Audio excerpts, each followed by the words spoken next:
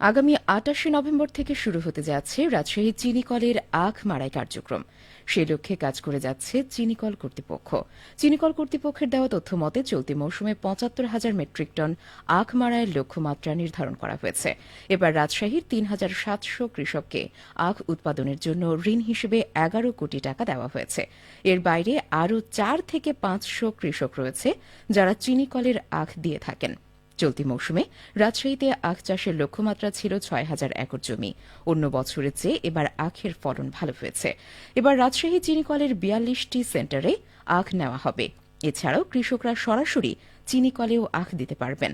যারা সরাসরি চিনিকলে আখ দেবেন তারা পরিবহন ভাড়াও বেশি পাবেন।